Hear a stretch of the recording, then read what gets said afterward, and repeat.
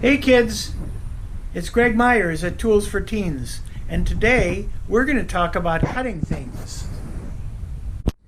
Well, when you think about cutting things, usually what you think about is knives. Well, here's a Swiss Army knife, and it does a lot of different things, but the thing to notice about it is the edge of the blade. It's very, very sharp at one end and tapers out like that. Now, where have we seen that before? I think we've seen that with a wedge before. And all cutting things have some sort of a very sharp edge with a wedge shape going away to give it some strength. Okay, well, this kind is a foldable blade knife, but then there's other knives. There's fixed blade knives. Okay, this knife right here does not flex. It's absolutely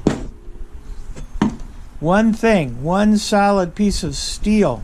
Okay, well, that goes from very small, like these X-Acto knives, okay, which you can use in even doing surgery. There's a very, very small, very, very sharp razor blade on the end of that.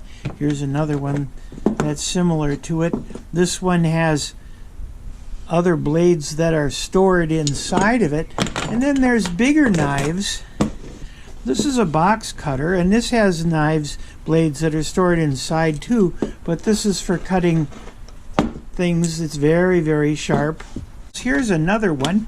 This is just a plain old razor blade that's in something, and this is for shaving. For instance, if you're going to get paint off a window or something like that. And then there's complex blades. Well, here is a scissors. Okay, a scissors always has a bigger hole and a little hole. This is right-handed because when you put two blades together, they have to push against one another. But you'll see that there is a blade on here, just like you've seen before. Very, very sharp. This particular one is a bandage scissors, and this is for sliding under a bandage and cutting it without cutting a person up. Okay, also there's all sorts of scissors, big and small, okay, to do various tasks. Some of them very fine. Okay, well, if you want to have a great big knife, you can take something like this into the jungle with you and slice down coconuts. That's what you call a machete. All right, well, what else do we have here? Okay, well, here's another variation on that theme. This is a chisel, and chisels come for cutting steel and also for cutting wood. You see, this is a very sharp but very small angle in here. Okay, you need something very stout for cutting through metal. Here is a pneumatic chisel. See, it's got air attached to it, and it's got a chisel on the end. Watch what it does to this piece of metal.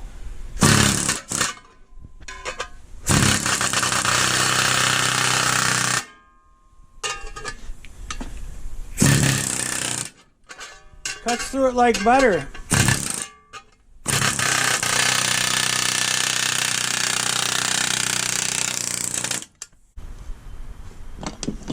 Okay, here's another smaller chisel for a little finer work. And here's a wood chisel. See, now a wood chisel usually has one angle on it and a few different bevels on it for cutting through wood. Okay. And then there's wood chisels that are used for wood carving, okay, with all sorts of different shapes. See, there's one going to the right, and here's one going to the left, and here's other chisels for gouging. See, you can gouge with this. You can gouge a furrow with it. See how that works? See that? You can make all kinds of different shapes in wood with that. And then there's something else. These are what you call circle punches. See, what they are is they're basically a round chisel. They have a sharp end on them, okay, and it goes around in a circle, so you could use it as a hole punch. Watch this.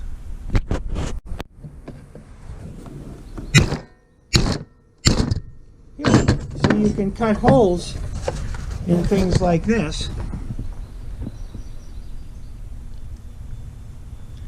You can do that in metal, you can do that in leather, you can do that in aluminum, all kinds of things. Those punches come in all sorts of sizes. You notice there's a hole at one end, and then there's a place so that whatever you're punching has a way of getting out of the punch. Well, what else is there? You know, there's other ways of cutting things, and another way is a file. Okay, this is a file, and it's on a file handle. And if you look real closely at this, you find these little serrations in here, and these are all little cutting edges, just like little tiny chisels in there. Sort of like when we talked about drilling and drill bits. So here's another kind of a file. Okay, this is a nice big metal file, and it has a round side for filing round things and a flat side for cutting flat things. And you can see once again there's those little ridges that cut into the metal, and then there's real tiny little files like these, and these files are so tiny that you really can't see those ridges very well, but they're definitely there. And jewelers and people working on very fine things use these kinds of files all the time, and they have also round and flat and curved edges to them. Now, if you're cutting wood and you want to cut it fairly fast, then you're going to use something like this. This is what you call a wood rasp.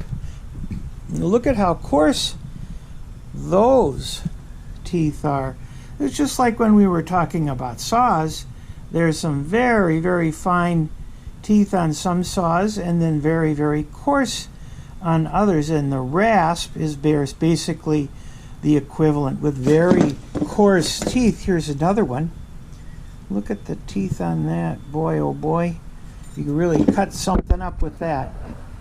Okay, now what else can you cut with? Well, we talked a little bit about scissors back there, and now we're going to talk about shears. Well, there's shears to cut through things more like metal, okay? And let me show you how you cut through metal. Well, here we go. Now this just looks an awful lot like a pair of scissors, doesn't it? But it's much, much stronger. And this is for cutting through things like tin, you know. See that? You can make cuts in it like that. It takes a pretty good squeeze to cut with that one. Okay, and then there's some that have a little bit more of a multiplying effort in them. Now this is a regular tin snips here. Okay, and you'll notice these blades are really thick. And there's a high blade on the right side and a low blade on the left side, and that allows you to cut around corners. See how much easier that is to cut? And it allows you to cut around the corner like that. Look at that. And they make these shears for right-handed people, for left-handed people, and for cutting to the right and for cutting to the left. Okay, well, then there's also shears that are really good for cutting right down the center. And let's look at this set. Okay, you see how there's like a 1/4 inch in between those so that you don't warp the metal on either side as you're cutting. And that cuts right down the center. And here, you see that, how that lifts that up again? Okay, well, if you want to see what a pneumatic one looks like. That pneumatic means air powered. Here, watch this. Here is a pneumatic metal shears. Watch this.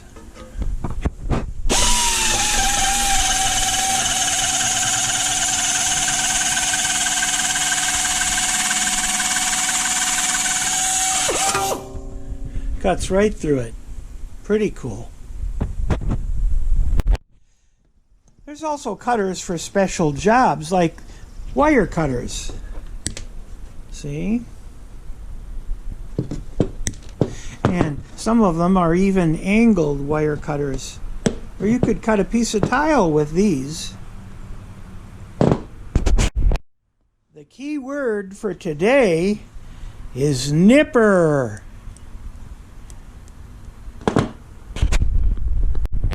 We also have great big heavy drill type machines here that are called mills. And this is a vertical mill, and what you can do is you put a special cutting bit in this, and then you turn it on, and then you can move this thing. You put a workpiece in here, and then you can move this thing around, okay, to cut angles and lines and all kinds of things with it.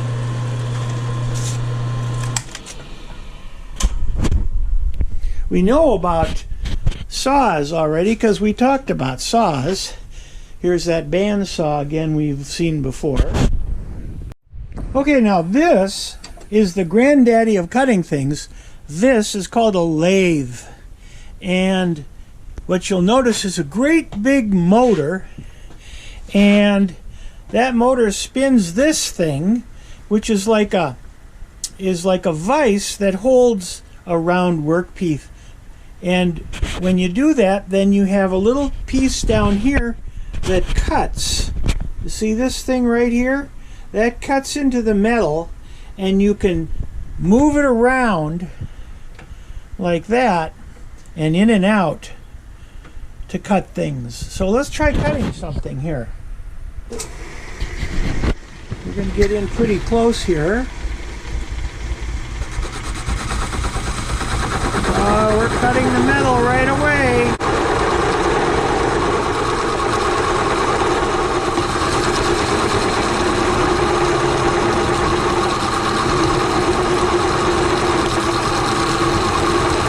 New metal chips just flying every which way.